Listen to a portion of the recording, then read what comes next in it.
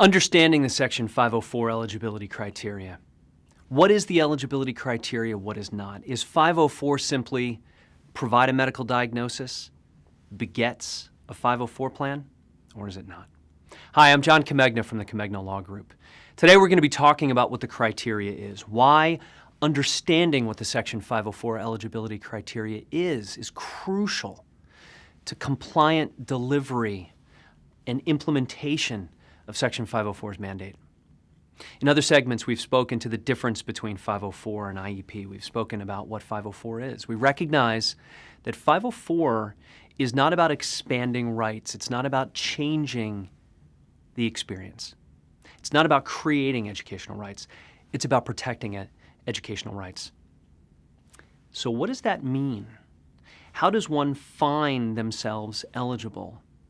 How is the student with the broken leg eligible, but the student with the sprained ankle not eligible? Or is the student with the sprained ankle eligible and the student with the broken leg not eligible? Is 504 eligibility focused on mental health issues? Is it focused on medical diagnosis? The student who used to be SLD eligible for an IEP but has been declassified, no longer found eligible, do they automatically receive a 504 plan? Is the 504 plan a consolation prize? We speak specifically to that issue in another segment, but the answer to these questions turns on understanding what the eligibility criteria is. 504 is not about producing a piece of paper like a medical diagnosis, like a former IEP, even like a former 504 plan, and automatically receiving a new 504 plan. 504 is about preventing discrimination. It's about enabling access through the provision of 504 reasonable accommodation. The trigger, the determinant, the decision as to how and when and why that 504 plan is required, how that individual, that student, or that employee is eligible, involves an understanding of the criteria. What is the eligibility criteria, and how does it fit in to this mandate under 504, this direction, thou shalt not discriminate? Again, 504 doesn't define the players, doesn't define the process, doesn't define who sits at the table, how and when and why or where. It simply says no otherwise qualified individual with a disability on account of that disability shall be excluded, denied benefit, treated differently. It doesn't come out and say this is the eligibility criteria. So how do we determine what the eligibility criteria is? Well, we look to then what the definition of disability is. We'll speak later somewhat to these concepts of regarded as, record of impairment. But for best practice purposes, for making sure that we're compliant in how we're implementing Section 504, we need to consider at the table what the definition of disability is. That definition of disability has two prongs. Those prongs need to be answered by current, objective, clear, sound data. And since we don't have regulations that define that, that means that you, your schools, your districts, your institutions have to be consistent, vertically and horizontally. And I did not just bless you. How do we look at that definition at the elementary level? How do we answer the question of what the eligibility criteria is at the elementary level? It has to be the same at the middle, it has to be the same at the high school, horizontally. Elementary A can't simply accept a medical diagnosis without plugging into a criteria, while elementary B doesn't ask the questions at all and will evaluate through special education but then provide a 504 plan. And over at elementary C, they don't even provide 504 plans. It's a recipe for disaster. It's a recipe for failure. We need to recognize that there is an eligibility criteria. We need to understand what it is objectively, and we need to implement it consistently. And let's remember what I refer to as the Comegno so what, which is born out of empathy, care, consideration, and love. So what? Billy's got ADHD. So what? Johnny broke his leg. So what? Now, I'm not saying so what flippantly. What I'm saying is, what's the impact? And that's the question you need to ask, because the eligibility criteria focuses on impact. Remember our key principles, our governing best practice points: need, process, progress. What is that individual need? There is no presumptive eligibility under 504. That means that an individual that comes in with a diagnosis is not automatically entitled to a plan. It means we need to ask the questions. It means we need to recognize what the criteria is. In another segment, we're going to speak to otherwise qualified. Otherwise qualified is a battlefield today. Otherwise qualified is a place where many institutions can avoid 504 exposure. Otherwise qualified for our purposes right now simply means that one is able to complete the essential tasks or duties of their position, regardless of accommodation, when we speak to employee. Otherwise qualified for student means that they have a right to be in our school. In our public schools, pre-K to 12, they're of the right age and they're in the right grade. College, university, they've been accepted. Assuming that those factors apply, those individuals are otherwise qualified. Again, if you have more questions on otherwise qualified, tune into that segment. It's a compelling issue today. Here we're going to talk beyond otherwise qualified to the eligibility criteria. What are the questions? How many prongs are there? There are 2. They're not 3, they're not 4. 5 is right out. 2 prongs, 2 questions. No presumptive eligibility. No prescription blank diagnosis begets a plan. We need a yes to both of these questions. If we do not have a yes to both of these questions, the individual is not eligible. What's the first question? The first question is whether or not there's a physical or mental impairment. A physical or mental impairment. We're going to define what that is. That typically is provided through a medical diagnosis. But we need to ask the question of what's the impact of that physical or mental impairment. There is a physical or mental impairment, and that physical or mental impairment substantially limits one or more major life activity. There's impact, there's nexus, there's need. 504 prohibits discrimination, right? It prohibits discrimination and exclusion, lack of access, when we consider the impact of that physical or mental impairment.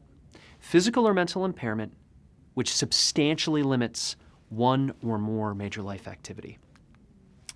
So let's define those terms.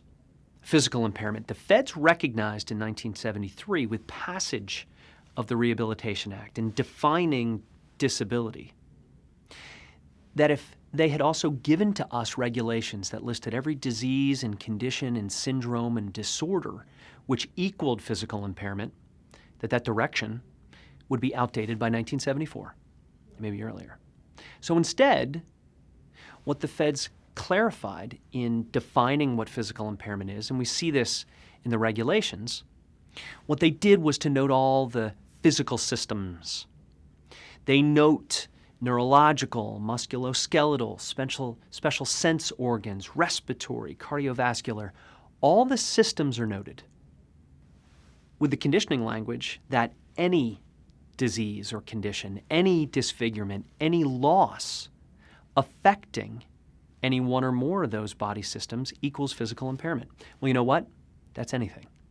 Because all the systems are referenced, and the words any is used. Any means any. Any issue affecting any body system equals physical impairment. For my purposes as a disability rights litigator, as an educator, an educational law attorney, as an attorney representing primarily schools, that means that the diagnosis itself typically isn't the issue. The issue is how current is that diagnosis? Does that diagnosis have validity? Do we have data that will take us from simply the diagnosis towards the second prong? But for our purposes, physical impairment means any issue affecting any physical system. What about mental impairment? That's second half of the first question, physical or mental impairment. Similarly, we're up to the DSM-5 now. Any disorder, listed in the DSM-5 may equal mental impairment, cognitive impairment, brain syndrome, dysthymia, oppositional defiant disorder, obsessive compulsive disorder, our attentional difficulties, somatoform disorder. Anything that we may see diagnosed from the DSM may constitute a mental impairment. What about specific learning disabilities? What about dyslexia, now that we have certain normed national definitions? What about processing difficulties? What about difficulties in computation and comprehension? Those special ed-ish difficulties. Might we see those as mental impairments that might make one eligible for 504 protection? The answer is yes. We may plug in those difficulties in the first end of that criteria, just like we might plug in any other medical. So please don't think that the criteria only involves medical diagnosis. It involves any physical, any mental impairment. But we need to plug into the next.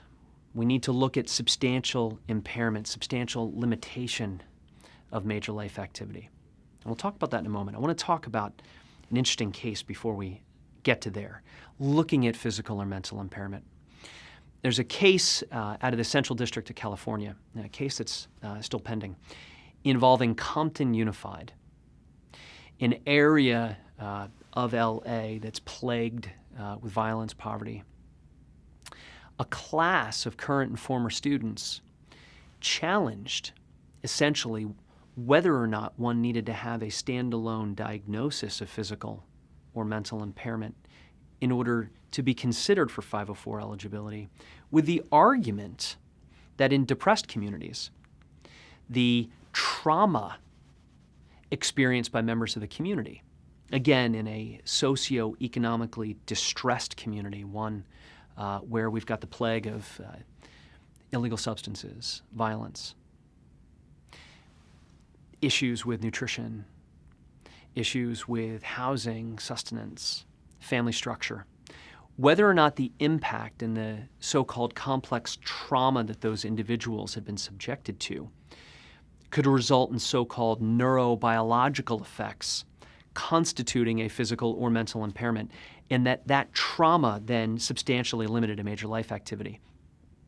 Plaintiffs alleged that they were denied certain benefits of certain programs on account of how they presented, how their learning style was impacted by that trauma, how they functioned independent of one another, how they functioned with one another, how their ability to develop peer relationships, how their ability to follow relationships with authority figures was impacted. Whether or not how those facts or whether those facts could present as 504 eligibility. Interestingly, the court said yes.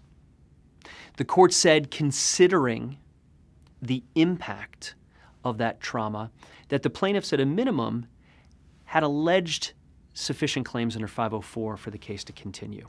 Let's keep our eyes out for a decision. Let's pay attention to where that case goes. That's trending, that's current. Our takeaway, though, as we continue on in our discussion of the eligibility criteria, let's remember we need current, present, objective data as to physical or mental impairment in order to check off the first box of the eligibility criteria. Assuming that we have that data, we then ask the question of whether and how that physical or mental impairment substantially limits one or more major life activity. What are the major life activities? Well, the major life activities are the major life activities, like listening to me, like watching me, like being able to focus long enough to process the information that we're discussing in this program. Those are all major life activities. We had a list of the big E's in the beginning in the Rehabilitation Act back in 1973. Things like caring for oneself, performing manual tasks, walking, seeing, hearing, speaking, breathing, working, and learning. Folks, don't fall in the hole of just learning. We should never be speaking of 504 major life activity as only involving learning. Well, we're in a public school. All that matters is learning. We're in a public school, therefore the only major life activity at play is whether or not the student is making progress, whether or not the student is learning in the classroom. That's not entirely true, because the law speaks to, and the eligibility criteria speaks to, one or more major life activity. One or more. Learning is one. So is walking up the steps to get on the school bus. So is sitting on that school bus and developing appropriate peer relations so one can ride that bus safely to school, or climbing off that school bus, or being able to walk down the sidewalk to get into the school, or walk through the hallways. How one sees, one hears, one's ability to attend and to focus, to comply with rules. Federal courts have clarified that any activity one engages in routinely may constitute major life activity. Any function one performs routinely may constitute and may be considered to be a major life activity. So where are we? Let's remember the eligibility criteria for 504 is different than the eligibility criteria for IDEA. Let's remember that there is a criteria. Let's remember that that eligibility criteria has two prongs. It's not just medical, it may also be so-called educational. Physical or mental impairment, impact. Physical or mental impairment that substantially limits one or more major life activity. We should not be finding eligibility or providing plans for students or employees for whom we do not have data that satisfies that eligibility criteria. But if we do have data that satisfies that eligibility criteria, plugged in consistently, we ought to and need to develop plans that provide reasonable accommodation. In other segments, we're going to talk about reasonable accommodations. We're going to talk about collecting data. We're going to talk about how we take our understanding of a compliant criteria process and plug it into day-to-day delivery of 504 accommodation. But let's remember, there's an equation, there's a criteria. Physical or mental impairment, substantial limitation, major life activity. Thank you for tuning in. Be careful out there. I'm John Camegno.